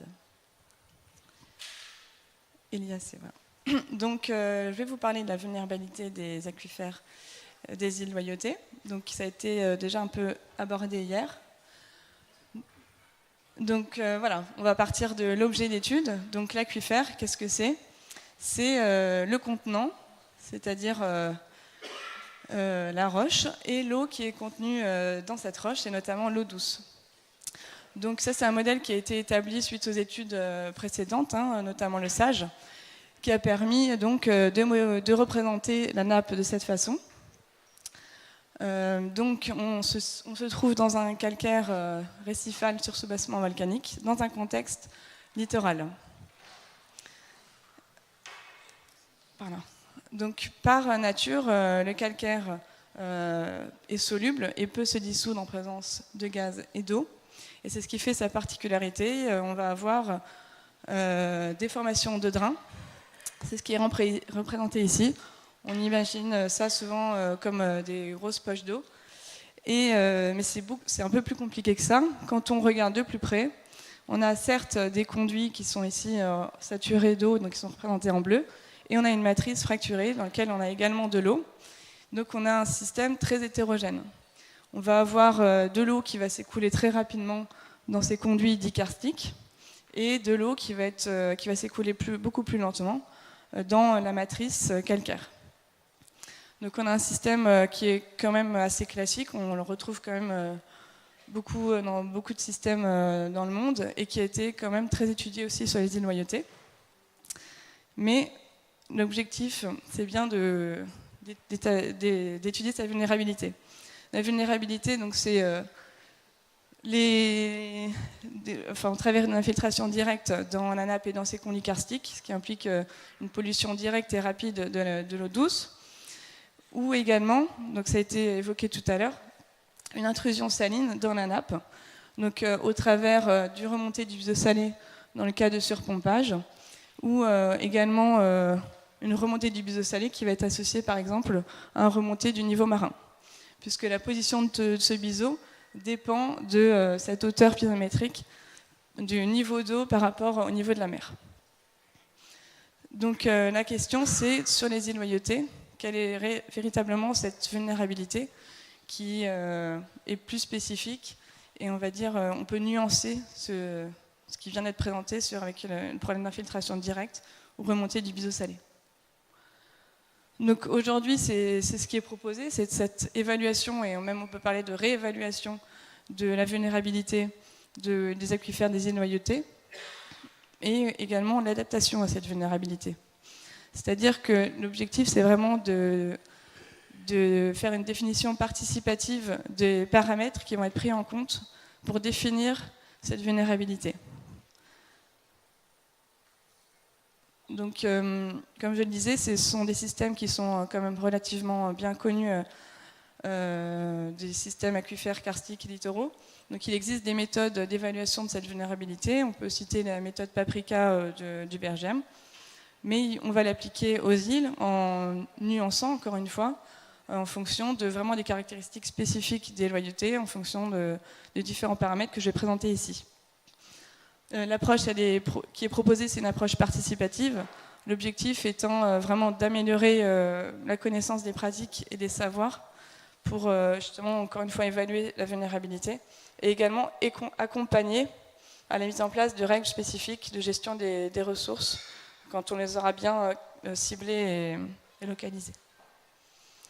Donc les données indispensables pour établir cette vulnérabilité, c'est la structure de l'aquifère. Donc on part du sol, de la surface jusqu'au bas du réservoir. Donc il faut s'intéresser à la couverture végétale. Il faut connaître, donc, comme ça a été présenté tout à l'heure, la géométrie du réservoir. Donc avec donc, les méthodes d'eau qui n'ont pas été utilisées jusqu'ici, le levé électromagnétique. Et évidemment la piézométrie. Donc ça, il existe un réseau aujourd'hui, et donc le pérenniser, voire augmenter le nombre de points de suivi pour vraiment bien connaître précisément les épaisseurs de la nappe. Un des volets importants, c'est le fonctionnement de l'aquifère. Donc l'infiltration, on parle de la recharge de ce qui va remplir notre réservoir. Donc il y a eu des études récentes sur l'IFU qui ont montré que finalement on peut peut-être spatialiser cette recharge, et si on montre que le point de recharge principal il est sur un secteur où il n'y a aucune activité potentiellement polluante, on va donc dire finalement il y a moins de risques, c'est peut-être moins vulnérable. Ça c'est ce qu'il faudra bien vérifier. Et également sur le degré de karstification. On connaît des grottes, on connaît des points de résurgence sur le littoral, mais est-ce que vraiment c'est un karst qui est bien développé, qui est bien connecté ? Oui ou non, et selon la réponse, encore une fois, on pourra nuancer ce risque de pollution et de contamination. Là, je vous ai juste présenté un essai qui est classiquement réalisé en hydrogéologie dans le karst. C'est qu'on injecte un traceur et on regarde la réponse, la restitution. S'il arrive selon un seul pic, c'est qu'on a bien un karst qui est très développé, avec du coup des écoulements très rapides. Dans le cas où on a une réponse un peu plus diluée, c'est qu'on aura moins de risques, encore une fois, de pollution. Le dernier volet où on a besoin de connaissances, c'est les pressions sur cet aquifère. Donc en termes de contamination, notamment anthropique, donc on sait qu'il y a beaucoup de déchetteries, enfin, il y a des déchetteries avec potentiellement des pollutions en métaux. Donc il faudra bien cartographier ces sources potentiellement polluantes. Aussi considérer le surpompage. Quand on parle de surpompage, c'est donc à travers des pompages pour l'AEP, pour l'alimentation en eau potable, mais également ce que j'ai appelé surpompage naturel, puisqu'on a des cocoteraies, et on sait qu'il faut 300 litres par jour et par arbre pour un cocotier, donc c'est aussi un pompage, une utilisation de l'eau qui est non négligeable. Et ici, je vous ai représenté en fait, donc c'est pas, on ne voit rien, mais c'est en fonction de la profondeur, la conductivité. Donc sur un même point, on a deux réponses différentes selon la saison, mais on voit qu'ici, on tape dans l'eau salée, donc on a des conductivités très élevées. Donc on a une épaisseur d'eau douce qui fait une trentaine de mètres, mais sur ce même point, à une autre période, on a plutôt une stratification, donc il faudra essayer de comprendre pourquoi. Est-ce que ça va dépendre des événements climatiques qui ont eu lieu le mois ou les semaines précédentes? Enfin, c'est un point important et qui nous permet aussi de bien localiser et cartographier cette eau salée. Enfin, la dernière pression, c'est un peu mieux connaître les pratiques peu économes. Donc ça, il y aura la présentation sur la gestion sur terre coutumière, gestion de l'eau sur terre coutumière qui va aborder ces questions. Le dernier volet, on l'a évoqué également hier, c'est tout ce qui est pression sur l'aquifère qui concerne les événements naturels en termes de submersion, les marées, les événements climatiques majeurs qui vont faire remonter le niveau marin. Et ici, c'est l'index SOI qui représente en fait les périodes El Niño, c'est-à-dire les périodes de sécheresse. Donc, tout ce qui est en rouge, c'est les périodes de sécheresse. Et ici, je vais représenter les grands événements qui ont marqué les îles Loyauté. Et finalement, c'est pas clair. Pensez à conclure, merci. Très bien. C'est pas aussi simple que ça entre le lien entre les El Niño à l'échelle du Pacifique et les périodes de sécheresse qui ont été observées et mesurées sur les îles Loyauté. Quand on regarde également les températures, on voit que les températures minimales, elles augmentent. Donc on a bien un réchauffement climatique, mais les périodes maximales sont moins marquées. Donc il faudra essayer de comprendre aussi pourquoi, comment ça se traduit ici sur les îles Loyauté en termes climatiques. Alors pour conclure, le projet de recherche, c'est cette réactualisation de l'estimation de la vulnérabilité, adaptée au contexte des îles Loyauté, avec l'acquisition de nouvelles connaissances, surtout je pense en termes de géométrie et de développement du karst, et également sur la mise à jour et la meilleure connaissance des besoins et pressions sur la ressource, avec un point d'honneur sur la sensibilisation des acteurs locaux. Un dernier slide qui reprend un peu toutes les idées que j'ai essayé de présenter. C'est l'importance des savoirs à acquérir et des connaissances et les outils. Les outils, à commencer par les outils de connaissance et de suivi. Hier, on a aussi également abordé la notion d'observatoire. Des outils de concertation et d'accompagnement. Et dans une démarche durable d'apprentissage de politique, l'application étant une carte d'aménagement, la définition de périmètre de protection pour les captages en eau pour l'alimentation en eau potable. Et donc tout ceci implique tous les acteurs, les scientifiques, les techniciens, mais également les usagers et les politiques. Je vous remercie de votre attention. Merci beaucoup.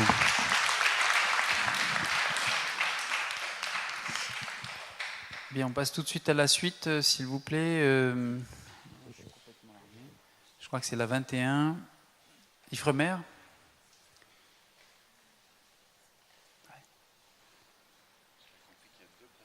Bah oui, moi aussi, je suis complètement perdu. Il y avait eu autre... Non, c'est ça, vous avez rassemblé, en fait. Ok.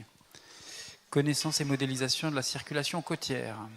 Voilà, donc Benoît Soulard, pour ceux qui ne me connaissent pas. Donc, je représente l'Ifremer en Calédonie.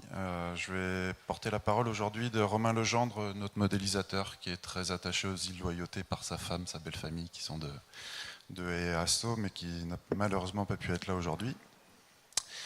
Et je vais vous parler d'outils, donc quitte à être un peu hors sujet. Je ne vais pas vous parler de grandes questions scientifiques, mais plutôt des outils. Jean-Brice a rappelé la définition de la recherche tout à l'heure, mais dans le cadre de nos recherches, on a souvent besoin de développer des outils qui peuvent être utiles aussi aux gestionnaires. Et donc je vais vous parler de modèles hydrodynamiques. Alors l'autre jour, il y a un vieux à Yengen lors d'une restitution qui nous a dit hydrodyna quoi ? Je ne comprends pas bien ton mot, je ne sais même pas si c'est français. Qu'est-ce que c'est un modèle hydrodynamique ? C'est d'abord un programme informatique. Donc c'est la compilation de pas mal d'équations de mécanique des fluides très complexes que seuls les physiciens et modélisateurs peuvent comprendre, qu'on va alimenter avec des informations sur la bathymétrie, donc le relief au fond de l'eau, et puis tout ce qui va se passer autour de notre zone d'étude, donc avec les conditions océaniques, la température, la salinité. Et puis on va rajouter aussi des informations sur ce qui se passe au-dessus, en termes de conditions météorologiques. Donc pareil, la température de l'air, le vent, qui va pouvoir avoir une influence sur le déplacement des masses d'eau et donc la dynamique de l'eau, qui va nous intéresser après à différents niveaux pour connaître les courants, les marées, la température, la salinité et tout ce qui peut être transporté par les courants. L'intérêt pour les gestionnaires et pour la province des îles, ça va être notamment l'acquisition de connaissances et savoir mieux comprendre le fonctionnement du milieu marin, au niveau des caractéristiques physiques de l'environnement, de prolifération d'espèces indésirables ou autres, pour travailler également sur la diminution de l'empreinte environnementale, pour tout ce qui est préservation de la qualité du milieu, développement durable, aménagement, ou la mise en évidence de secteurs d'intérêt pour le développement de nouvelles filières, ou la mise en place de réserves. Ce qu'il faut savoir, c'est qu'en Calédonie, historiquement, on avait un modèle Mars 3D qui tourne à une résolution de 300 mètres sur la province sud. On l'a étendu à la province nord sur la côte est depuis 2 ans. Et il y a une maquette qui existe sur la province des îles Loyauté à une résolution de 300 mètres. Donc on a découpé toute l'eau de la province des îles en carré de 300 mètres par 300 mètres. Et donc nos supercalculateurs vont calculer la salinité, la température, les courants dans chaque carré de 300 mètres par 300 mètres de côté. Malheureusement, cette maquette n'est pas validée, c'est-à-dire que pour valider un modèle, on va faire des mesures sur le terrain et on va vérifier que notre modèle ne raconte pas n'importe quoi. Et puis on va faire un peu de tuning, comme le monsieur là-bas avec sa table de mixage pour le son. Il va essayer de caler au mieux pour que le son soit meilleur. Nous, on va essayer de faire caler notre modèle à la réalité. Donc pour ça, on a besoin, comme le rappelait Bernard tout à l'heure, on a besoin de données pour calibrer nos modèles. Plus concrètement, voilà ce qu'on peut sortir. Donc, en termes de caractéristiques physiques, vous avez une carte d'anomalie de température. Donc c'est la différence de température de surface de l'eau au mois de février 2016 par rapport à la moyenne des températures depuis 2003. Donc on voit qu'on est en anomalie positive en février 2016, qui correspond à un épisode de blanchissement corallien dont parlait une dame hier matin. On peut faire aussi des prévisions pour tout ce qui est vague, hauteur de vague et direction de vague pour la navigation. Et puis ça va surtout nous permettre d'apporter des clés supplémentaires, comme je vous le disais, pour essayer de comprendre pourquoi il y a eu des épisodes plus importants de blanchissement corallien, des proliférations d'algues, d'espèces indésirables, avec les courants qu'on peut simuler. En termes de diminution de l'empreinte environnementale, ça peut permettre également de définir des réglementations. Donc, le modèle va nous permettre de rejouer l'historique. Si on veut savoir d'où viennent des déchets plastiques, par exemple, on peut faire tourner le modèle à l'envers et essayer de trouver la source de nos déchets plastiques. Mais on peut aussi essayer de voir où vont aller des pollutions, et notamment définir des zones de déballastage, de vidange des eaux usées pour les paquebots, qui peuvent être très utiles. Les ballastes pouvant souvent rapporter aussi des espèces envahissantes. Ou après, plus concrètement, essayer de positionner un effluent pour une station d'épuration, au mieux pour éviter les conflits d'usage. Donc là, vous avez un panache d'Escherichia coli avec des tables ostréicoles. Bon, c'est pas ici, mais donc éviter de contaminer des activités. La mise en évidence de secteurs d'intérêt, voilà, on peut essayer de définir des sites potentiels pour de nouvelles filières, notamment l'aquaculture, mais également on a parlé d'énergie renouvelable, notamment les énergies marines renouvelables sont très à la mode. Donc les cartes de courant peuvent permettre de définir des zones plus propices à la pose d'hydroliennes. Ça peut nous permettre également de voir la connectivité des populations marines. Et si le monsieur peut lancer l'animation, j'ai un petit film, comme ça vous verrez concrètement ce que c'est un modèle. Donc en fait, on a simulé 3 zones de ponte.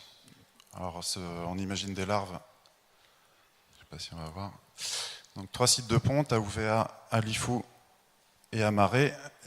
Et ce sont, si tu peux remettre au début, juste pour qu'on voit bien, donc vous imaginez des larves qui ne nagent pas, donc ce n'est pas des larves de poissons, mais plutôt des larves de bénitiers. Et puis en fonction des courants, on va voir, et en fonction du vent, voilà, donc là on imagine des pontes, et puis on va voir où vont aller se disperser les larves, ce qui peut permettre de définir des zones à mettre en réserve plutôt. Donc sur l'Ifou notamment, on voit bien que toutes les larves vont aller alimenter toute la baie de Santal. Alors que sur Marais, il y a peut-être moins d'intérêt à mettre cette zone en réserve parce que toutes les larves vont se disperser directement dans l'océan. On peut revenir à la présentation. Et donc tout ça, quand même, ça s'inscrit dans des programmes de recherche parce qu'on est quand même un organisme de recherche. Donc, pardon, c'est moi qui reprends la main.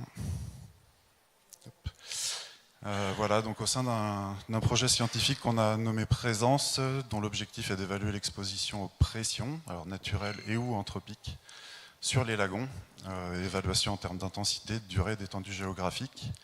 Et l'idée, c'est de travailler par élimination, donc en commençant par la pression océanique, et puis en rajoutant après la pression naturelle liée aux rivières sans activité minière, puis avec activité minière, puis avec des zones urbaines. Donc l'intérêt de la province des îles dans tout ça, c'est le fait qu'elle soit plutôt soumise à une influence océanique, sans rivière, sans mine, et pas trop d'impact de zones urbaines, en développant des outils, les modèles, la télédétection, et tout ça à différentes échelles spatiales et temporelles, permises par les modèles notamment, donc du parc naturel de la mer de Corail jusqu'aux zones très côtières, à des fins de gestion et de recherche dans le cadre d'optimisation des modèles, parce qu'il y a de la recherche sur les modèles, mais je ne vous en parle pas parce que les publications sont illisibles, la compréhension de phénomènes, du fonctionnement des lagons, des passes qui sont très complexes, et création d'indicateurs et essayer de définir des paysages hydrologiques. Voilà, je vous remercie. Merci beaucoup. Merci.